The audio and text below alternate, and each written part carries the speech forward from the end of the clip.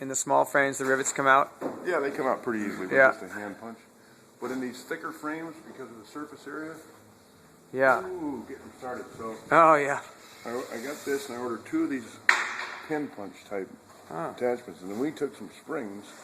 We put a spring within a spring, and this little bushing. Yeah, nice. That way when you get in there, it's pushing.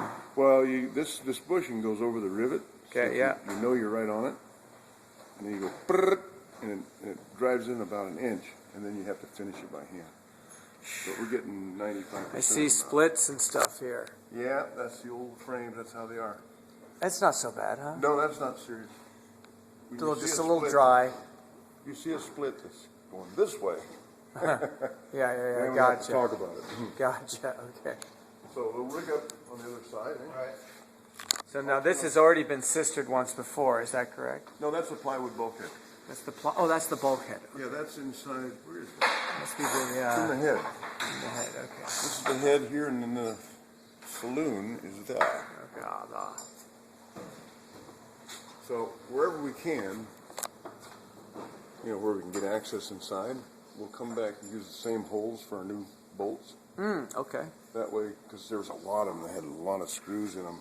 Oh yeah, I can see here. Look, here's 3, 4. Look at this. 7 in this little tiny area. So the ones that aren't rivets, we'll toothpick them, and then we'll put small carriage bolts. Were those the bad spots where you found the butt plugs and the? Because like here, are we going to find 7 here and 7 holes there? Well, yeah. I mean, like right here, yeah. There's 1, 2, 3, 4, 5, 6 at least. You know what I mean? Yeah. So you're going to find it, and then It's just there's so damn many of them that you have to just. Well, I guess over get them out. You got to get them out.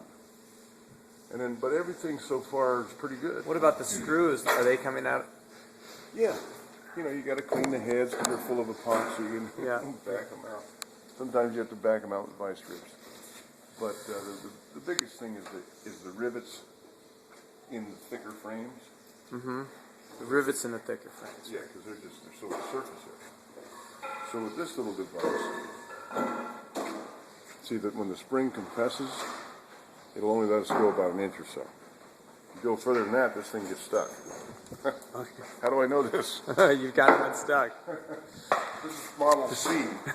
We started off with a big snap-on one. It was just too powerful. So, yeah. What happened with the too powerful one? Well, it jumps off the rivet, and plus I put an inline regulator on the compressor. Okay, yeah. Just keep it down to about 80 pounds instead of 120. So at 80, it's a lot friendlier. You want the compressor on? Yeah, let's go. The rivets come out fairly easily. Oh, those are the old rivets. You've cut the heads off of them? Yeah. Oops, sorry. That's okay. Before we go too much further, we need to get some cribbing set up.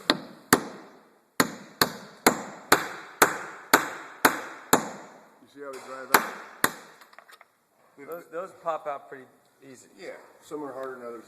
Now these, in these big frames, do their surface area. Hey Clint, you ready? Are they bigger? Yeah. They're not bigger. They're a little bit bigger in diameter, but they have 3 times the surface area because of the thickness of the frame. Hello.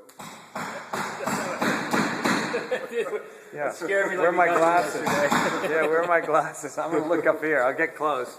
Okay, now this one, I might have to straighten that one a little bit. It looks kind of bent, but I'll start on this one right here.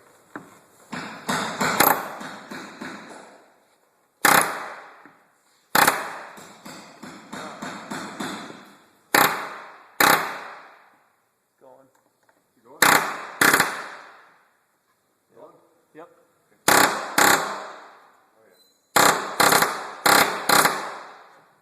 Okay, that's as far as we'll go with the gun. Then we got to start it. That one's straight now. Yeah, it seems to be better if you sank it a little bit first, because the thing jumps. I see what you mean by the power. You can't. This right here really helps out because you can get it on the head to kind of guide it. Yeah. Just for the first couple. Yeah. And now it's in there, going out, popping out the back.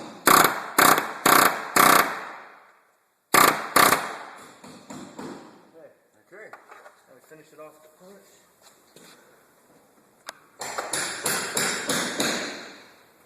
Done.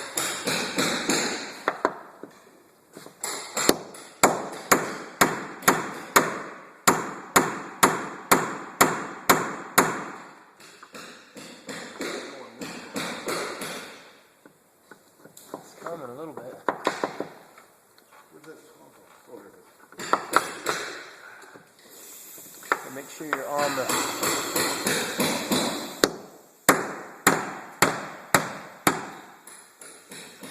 Now we switch punches. Right here for this frame, this small floor. Okay. Okay, this is the end of the mizzen step right there. Okay. It goes across 1, 2, 3, 4, fairly small, 3 floor timbers. This is a very small floor, as it should be. But what I like about it, you see this wing they put on there? Okay, yeah. That goes up the whole ways? Oh, is that the metal wing? No, this was wood. It's wood, okay. But see this right here? Yeah.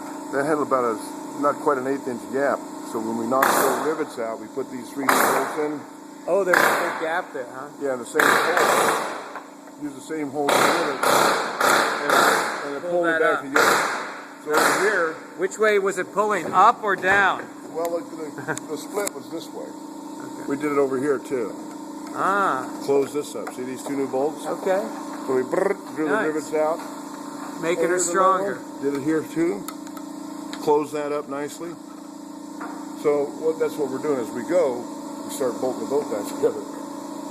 But all the wood looks like it's not rotted out. I'm very happy with it. This is very nice. Very nice. No, that looks a little... No, it's just old. Just old. Just looks like me. Okay. And so that's basically it. As we go along, as we find things like that. What's this piece is called the horn timber? This is the horn timber. It goes from the transom all the way down to the shaft log timber into the boat. It's like the 4 foot in the front. This is the horn timber in the back. Yeah.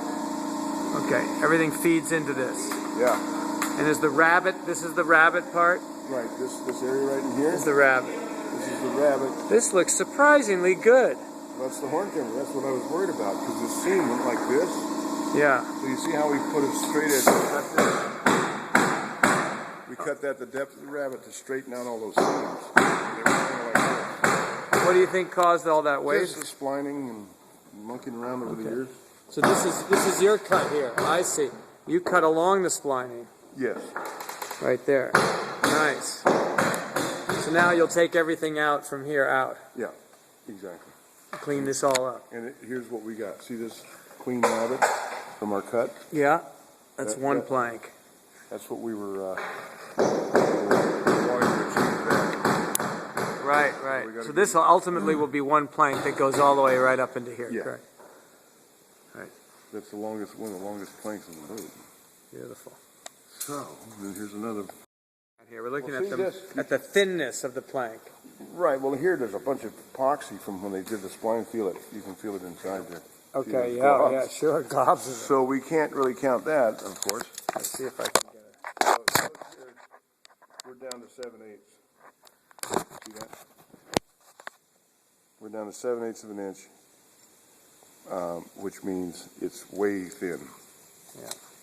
And that's why this dip throughout this whole area, about 4 to 6 feet. Now it stops and it starts again. So that's something we're going to have to deal with.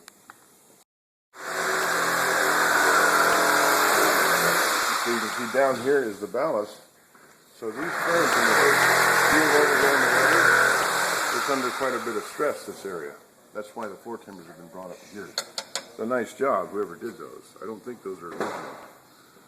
But it's a really good job, actually. So that is like the point of the boat that has the most pressure on it? Yeah. Because when you're heeled over that heavy... Yeah. There you go. Down here. Can we move this mast? Yeah. Just put it somewhere.